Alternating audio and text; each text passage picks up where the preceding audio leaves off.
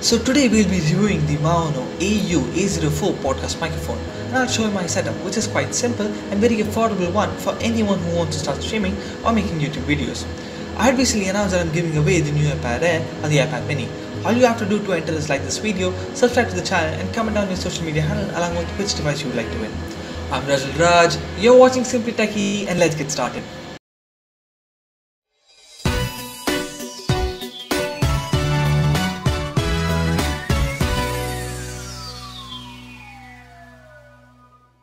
Whether you're hosting a stream on Twitch, recording voiceover for a highlighted clip, making YouTube videos or a podcast, having a good microphone is a must.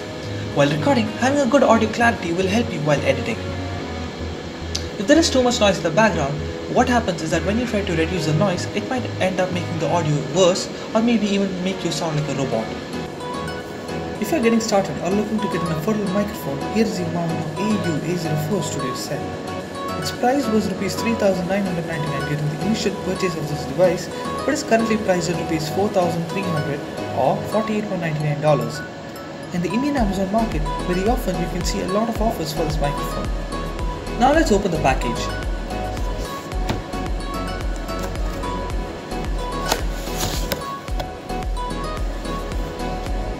In the first layer of the package, we get the dual membrane wind filter along with the pop filter.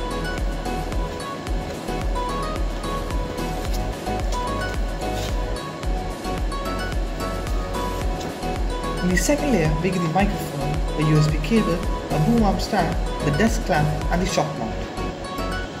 Now let's talk about the microphone.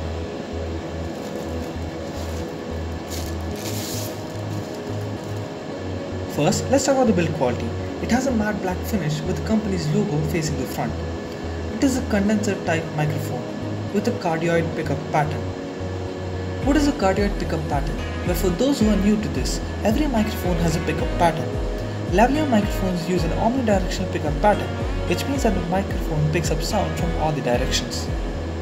Then, there are bidirectional microphones, which pick up sound equally from the front and rear of the microphone. Next, we have microphones like this, which have a cardioid pickup pattern, which picks up very little else besides where they are pointed, making them a great first candidate for vocal or instrument mic. Last but not the least, we have the super cardioid pickup pattern, which microphones like Razer Siren Mini uses, which have even tighter and more directional response than similar cardioid microphones.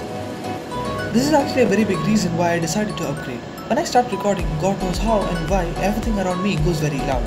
The car starts speeding and revving, from nowhere just starts flying, making a lot of noise. And since the lav mic has an omnidirectional pickup pattern and picks up everything, it's so annoying and becomes very difficult to edit. The Maono AU A04 has a 16mm diameter condenser capsule with a frequency response of 30Hz to 16kHz and a sound to noise ratio of 70 decibels. Now let's talk about the microphone connections and drivers. It uses a USB-B, which is a sturdy connection to USB 2.0. It has a Realtek sound chipset and the drivers get installed automatically and does not require any additional driver to be downloaded. Now let's set this microphone. The setting of this microphone is actually very easy. First, use the desk clamp and clamp it onto a table or any other surface. The top part of the clamp has a matte foam to prevent scratching. I would recommend using an additional foam in the under part of the clamp.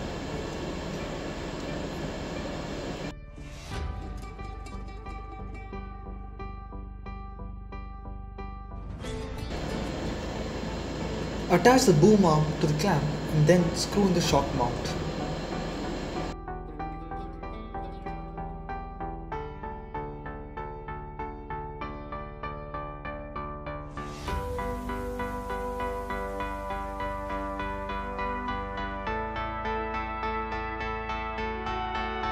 Putting the microphone is very easy and can be done by pulling these two clips into each other and placing the microphone in between.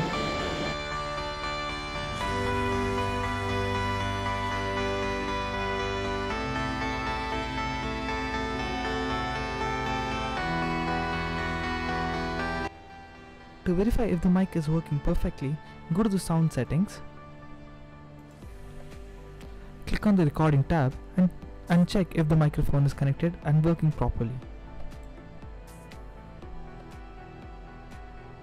Here is a test without the pop filter or the wind filter.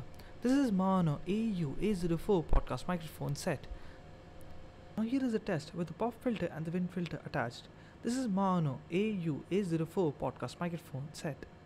As you can hear, there is a very big difference from the audio in the beginning of this video versus now.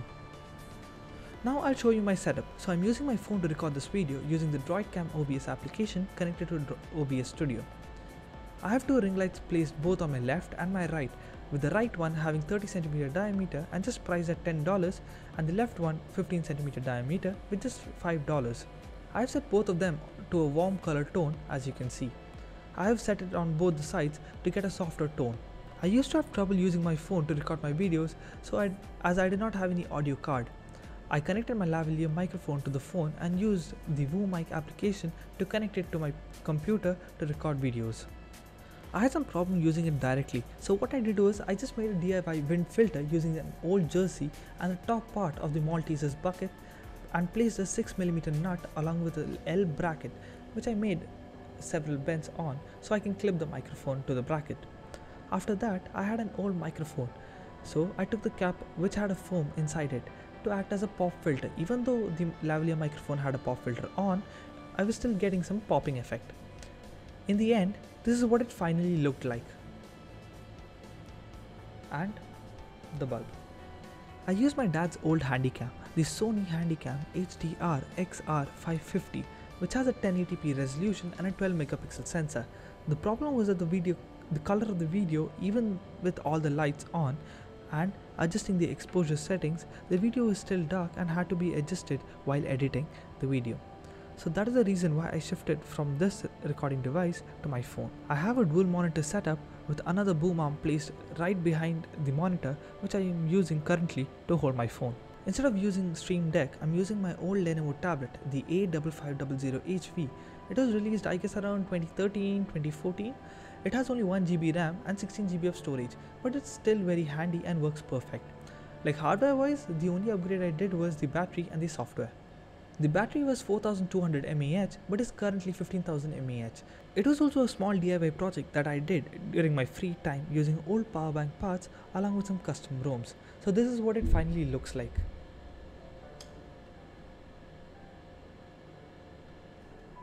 I know there are a lot of new tablets available in the market, but this tablet holds some sentimental value.